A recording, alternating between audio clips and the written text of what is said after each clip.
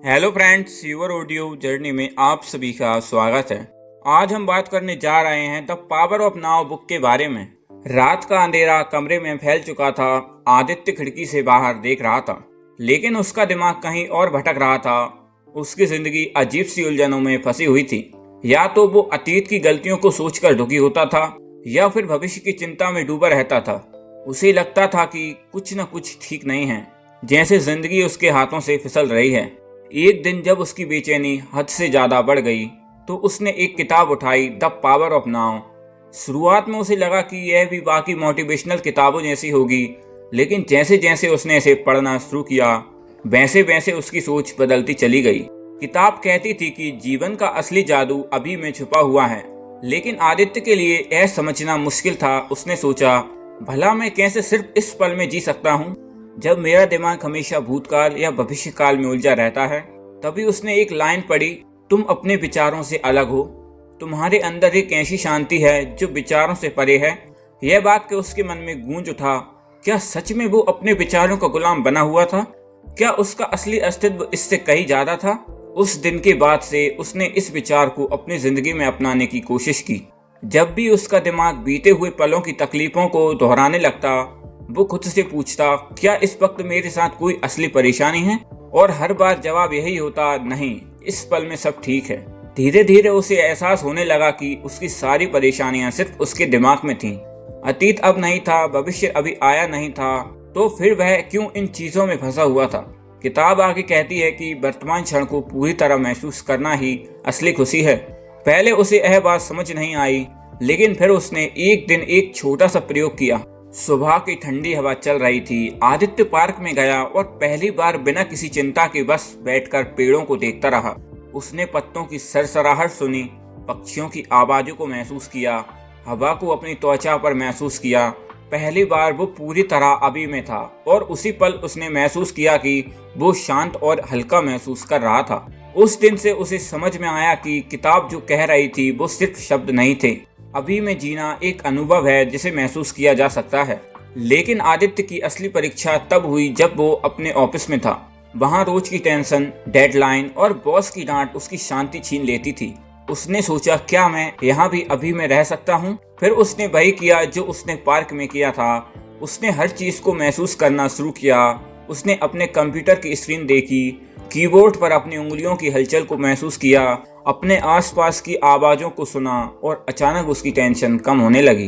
किताब की एक और बात उसे याद आई, हमारी परेशानियां असली नहीं होती, वे सिर्फ हमारे दिमाग में होती हैं। जब उसने इसे गहराई से समझा तो उसे एहसास हुआ कि हर बार जब वो टेंशन महसूस कर रहा था तो असल में वो या तो भूतकाल में जी रहा था या तो भविष्य काल में। लेकिन जब भी वो पूरी तरह अब में आता, उसकी टेंशन खुद ब खुद गायब हो जाती थी। धीरे धीरे आदित्य की जिंदगी बदलने लगी। अब जब भी वो कुछ खाता तो उसका ध्यान सिर्फ खाने पर होता। हर स्वाद, हर टेक्सचर को महसूस करता। जब वो किसी से बात करता तो पूरी तरह उस इंसान पर ध्यान देता, बिना यह सोचे कि आगे क्या बोलना है। लेकिन सबसे बड़ा बदलाव तब आया जब उसने अपने अंदर के ईगो को पहचान लिया। किताब कहती थी कि हमारा ईगो हमें हमेशा यह यकीन दिलाता रहता है कि हम अधूरे हैं, कि हमें और चीजें चाहिए, कि हमें कुछ पाना बाकी है। आदित्य ने गौर किया कि वो हमेशा कुछ न कुछ पाने की दौड़ में लगा रहता है। एक बेहतर जॉब, ज्यादा पैसा, अच्छा स्टेटस, और हमेशा उसे लगता कि जब यह सब मिल जाएगा तब वो खुश होगा। लेकिन जब उसने किताब को ध्यान से पढ़ा तो उसे समझ आया कि खुशी कहीं बाहर नहीं बल्कि इसी पल में है। अब जब भी उसका दिमाग उसे ये यकीन दिलाने की कोशिश करता कि तू तब खुश होगा जब तुझे प्रमोशन मिलेगा या जब तेरा बैंक बैलेंस बढ़ेगा, तो वो खुद से पूछता, क्या अभी मेरे पास सब कुछ नहीं है? और हर बार जवाब होता, हाँ, अभी सब कुछ ठीक है। धीरे धीरे आदित्य ने किताब की बातों को अपनी जिंदगी में उतार लिया।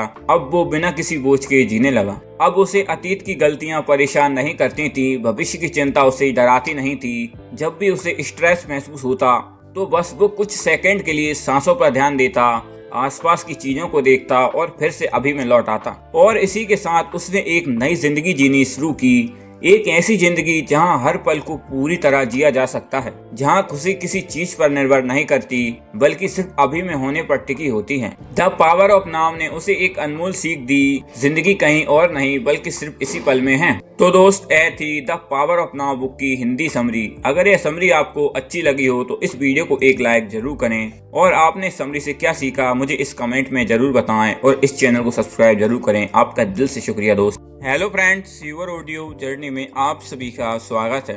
आज हम बात करने जा रहे हैं the power of now book के बारे में। रात का अंधेरा कमरे में फैल चुका था। आदित्य खिड़की से बाहर देख रहा था, लेकिन उसका दिमाग कहीं और भटक रहा था। उसकी जिंदगी अजीब सी उलझनों में फंसी हुई थी। या तो वो अतीत की गलतियों को सोचकर दुखी होता था या फिर भविष्य की चिंता में डूबा रहता था। उसे लगता था कि कुछ न कुछ ठीक नहीं है, जैसे जिंदगी उसके हाथों से फिसल रही है। एक दिन जब उसकी बेचैनी हद से ज्यादा बढ़ गई तो उसने एक किताब उठाई, द पावर ऑफ नाउ। शुरुआत में उसे लगा कि यह भी बाकी मोटिवेशनल किताबों जैसी होगी, लेकिन जैसे जैसे उसने इसे पढ़ना शुरू किया वैसे वैसे उसकी सोच बदलती चली गई। किताब कहती थी कि जीवन का असली जादू अभी में छुपा हुआ है, लेकिन आदित्य के लिए यह समझना मुश्किल था। उसने सोचा, भला मैं कैसे सिर्फ इस पल में जी सकता हूँ जब मेरा दिमाग हमेशा भूतकाल या भविष्य काल में उलझा रहता है। तभी उसने एक लाइन पढ़ी, तुम अपने विचारों से अलग हो, तुम्हारे अंदर एक ऐसी शांति है जो विचारों से परे है। यह वाक्य उसके मन में गूंज उठा। क्या सच में वो अपने विचारों का गुलाम बना हुआ था? क्या उसका असली अस्तित्व इससे कहीं ज्यादा था? उस दिन के बाद से उसने इस विचार को अपनी जिंदगी में अपनाने की कोशिश की। जब भी उसका दिमाग बीते हुए पलों की तकलीफों को दोहराने लगता, वो खुद से पूछता, क्या इस वक्त मेरे साथ कोई असली परेशानी है? और हर बार जवाब यही होता, नहीं, इस पल में सब ठीक है। धीरे धीरे उसे एहसास होने लगा कि उसकी सारी परेशानियां सिर्फ उसके दिमाग में थीं। अतीत अब नहीं था, भविष्य अभी आया नहीं था, तो फिर वह क्यों इन चीजों में फंसा हुआ था? किताब आगे कहती है कि वर्तमान क्षण को पूरी तरह महसूस करना ही असली खुशी है। पहले उसे यह बात समझ नहीं आई, लेकिन फिर उसने एक दिन एक छोटा सा प्रयोग किया।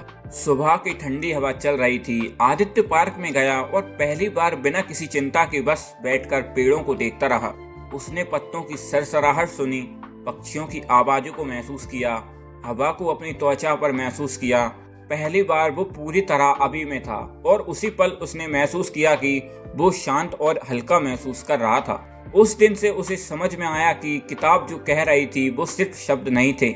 अभी में जीना एक अनुभव है जिसे महसूस किया जा सकता है। लेकिन आदित्य की असली परीक्षा तब हुई जब वो अपने ऑफिस में था। वहाँ रोज की टेंशन, डेडलाइन और बॉस की डांट उसकी शांति छीन लेती थी। उसने सोचा, क्या मैं यहाँ भी अभी में रह सकता हूँ? फिर उसने वही किया जो उसने पार्क में किया था। उसने हर चीज को महसूस करना शुरू किया।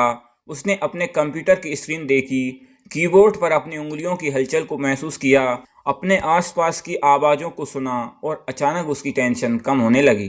किताब की एक और बात उसे याद आई, हमारी परेशानियां असली नहीं होती, वे सिर्फ हमारे दिमाग में होती हैं। जब उसने इसे गहराई से समझा तो उसे एहसास हुआ कि हर बार जब वो टेंशन महसूस कर रहा था तो असल में वो या तो भूतकाल में जी रहा था या तो भविष्य काल में। लेकिन जब भी वो पूरी तरह अब में आता, उसकी टेंशन खुद ब खुद गायब हो जाती थी। धीरे धीरे आदित्य की जिंदगी बदलने लगी। अब जब भी वो कुछ खाता तो उसका ध्यान सिर्फ खाने पर होता। हर स्वाद, हर टेक्सचर को महसूस करता। जब वो किसी से बात करता तो पूरी तरह उस इंसान पर ध्यान देता, बिना यह सोचे कि आगे क्या बोलना है। लेकिन सबसे बड़ा बदलाव तब आया जब उसने अपने अंदर के ईगो को पहचान लिया। किताब कहती थी कि हमारा ईगो हमें हमेशा यह यकीन दिलाता रहता है कि हम अधूरे हैं, कि हमें और चीजें चाहिए, कि हमें कुछ पाना बाकी है। आदित्य ने गौर किया कि वो हमेशा कुछ न कुछ पाने की दौड़ में लगा रहता है। एक बेहतर जॉब, ज्यादा पैसा, अच्छा स्टेटस, और हमेशा उसे लगता कि जब यह सब मिल जाएगा तब वो खुश होगा। लेकिन जब उसने किताब को ध्यान से पढ़ा तो उसे समझ आया कि खुशी कहीं बाहर नहीं बल्कि इसी पल में है। अब जब भी उसका दिमाग उसे ये यकीन दिलाने की कोशिश करता कि तू तब खुश होगा जब तुझे प्रमोशन मिलेगा या जब तेरा बैंक बैलेंस बढ़ेगा, तो वो खुद से पूछता, क्या अभी मेरे पास सब कुछ नहीं है? और हर बार जवाब होता, हाँ, अभी सब कुछ ठीक है। धीरे धीरे आदित्य ने किताब की बातों को अपनी जिंदगी में उतार लिया। अब वो बिना किसी बोझ के जीने लगा। अब उसे अतीत की गलतियां परेशान नहीं करती थी, भविष्य की चिंता उसे डराती नहीं थी। जब भी उसे स्ट्रेस महसूस होता तो बस वो कुछ सेकंड के लिए सांसों पर ध्यान देता, आसपास की चीजों को देखता और फिर से अभी में लौट आता। और इसी के साथ उसने एक नई जिंदगी जीनी शुरू की, एक ऐसी जिंदगी जहां हर पल को पूरी तरह जिया जा सकता है, जहां खुशी किसी चीज पर निर्भर नहीं करती बल्कि सिर्फ अभी में होने पर टिकी होती है। द पावर ऑफ नाउ ने उसे एक अनमोल सीख दी, जिंदगी कहीं और नहीं बल्कि सिर्फ इसी पल में है। तो दोस्त, यह थी the power of now book की हिंदी समरी। अगर यह समरी आपको अच्छी लगी हो तो